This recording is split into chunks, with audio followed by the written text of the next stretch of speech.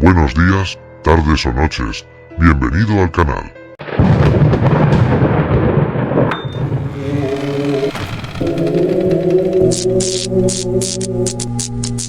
En algún lugar olvidado por la civilización, existe un bosque del que pocos se atreven a hablar. Este lugar ha sido escenario de desapariciones misteriosas durante siglos. A lo largo de los años, han surgido historias de almas perdidas, atrapadas en sus profundidades, condenadas a vagar por la eternidad. Hoy, un equipo de investigadores se adentra en este lugar para descubrir la verdad detrás de los mitos. Sin embargo, lo que van a encontrar algo de lo que jamás imaginaron. Soy Daniel, un hombre de ciencia. Durante años, me he dedicado a investigar fenómenos paranormales, siempre con un enfoque de duda. Mi trabajo me ha llevado a lugares oscuros y misteriosos, pero nada de lo que había experimentado antes me preparó para lo que encontré en ese lugar. Todo comenzó como un simple proyecto para documentar y desmentir las leyendas locales, pero terminó siendo una experiencia que cambiaría mi vida para siempre. El viaje al bosque comenzó con una visita a la aldea más cercana, un lugar pequeño y olvidado, donde el tiempo parecía haberse detenido. Los aldeanos, con rostros marcados por la desconfianza y el miedo, nos miraban como si supieran algo que nosotros no. Emily, mi compañera en esta investigación, siempre había sido más receptiva a lo sobrenatural que yo. Esteve y Carla, los técnicos del equipo, intentaban mantener un ambiente ligero, pero era evidente que también sentían la tensión en el aire. Un anciano de la aldea, cuya piel y ojos cansados hablaban de una vida llena de historias no contadas, nos recibió en su cabaña. Se sentó frente a nosotros y, con voz temblorosa, comenzó a relatar la oscura historia del bosque. «Este lugar no es como cualquier otro», dijo el anciano, su voz apenas un susurro. «Es un lugar donde las almas se pierden, donde el tiempo se distorsiona y las sombras cobran vida. Aquellos que entran rara vez salen, y si lo hacen, no vuelven a ser los mismos». Aunque intenté racionalizar sus palabras, no pude ignorar el escalofrío que recorrió mi espalda. Las historias de lugares embrujados no eran nuevas para mí, pero algo en la forma en que el anciano hablaba, en la seriedad de su advertencia, hizo que una parte de mí se sintiera inquieta. Esa noche, montamos nuestro campamento en un claro cerca del borde del bosque. Mientras instalábamos nuestras tiendas y preparábamos el equipo, el día comenzó a desvanecerse.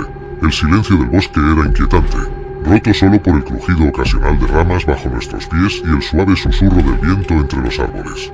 La primera noche pasó sin incidentes significativos, aunque Emily mencionó haber escuchado algo extraño, como voces lejanas. No escuché nada en ese momento, pero cuando revisamos las grabaciones de audio al día siguiente, captamos algo inexplicable, susurros suaves, como si alguien estuviera hablando justo al lado del micrófono, aunque no había nadie allí. Esteve, quien hasta entonces había estado relajado, comenzó a inquieto. A la mañana siguiente, decidimos adentrarnos más en el bosque. A medida que avanzábamos, la vegetación se volvía más densa, como si el bosque intentara envolverse a sí mismo. El sendero que habíamos trazado la noche anterior comenzaba a desvanecerse ante nuestros ojos. Esteve, siempre el más inquieto del grupo, empezó a mostrar signos de paranoia. Decía que sentía que algo lo estaba observando, que había una presencia que nos seguía desde que entramos en el bosque. Aunque intenté tranquilizarlo, no pude evitar sentir una creciente inquietud.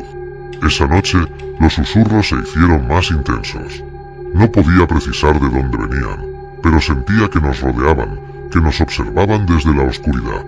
Emily trató de mantener la calma, sugiriendo que el sonido podría ser el viento moviéndose a través de los árboles, pero había algo en su tono que no me convenció. Ninguno de nosotros pudo dormir bien esa noche.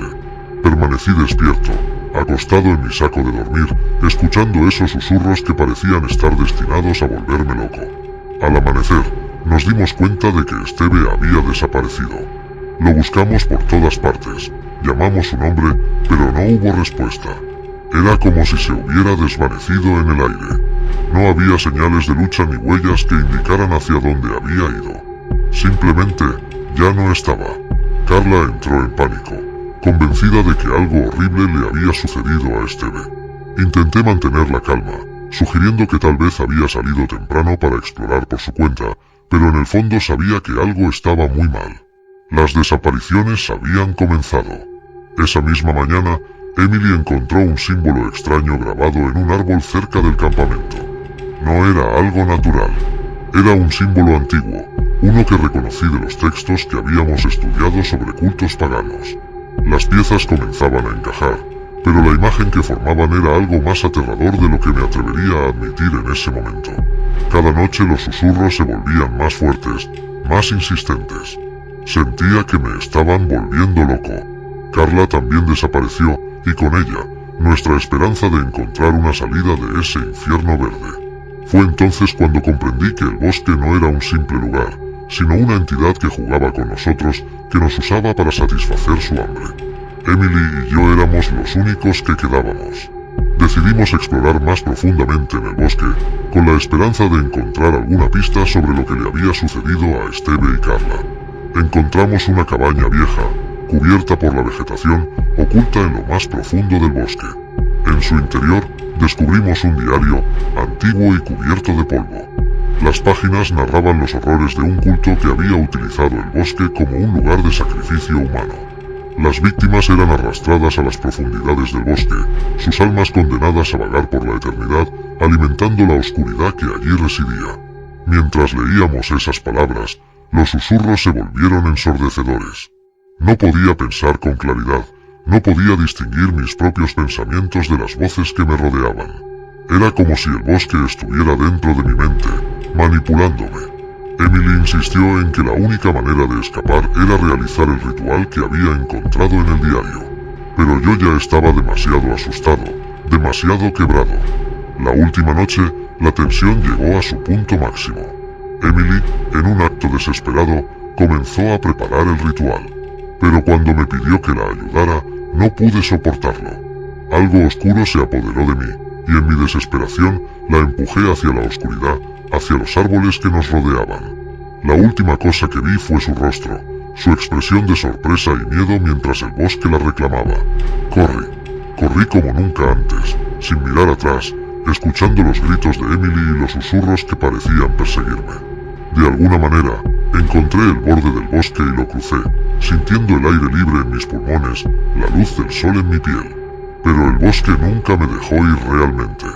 Desde ese día, las voces me siguen donde quiera que vaya. No importa cuán lejos esté del bosque, siempre escucho los susurros. Me despiertan en medio de la noche, me acechan en cada sombra. Y sé que, algún día, volverán por mí. El bosque de las voces silenciosas nunca olvida, y nunca perdona. Esta es mi historia, un testimonio de lo que encontré y de lo que perdí en ese lugar maldito. Si alguna vez escuchas los susurros, te suplico, no los sigas, porque una vez que entras, ya no hay escapatoria.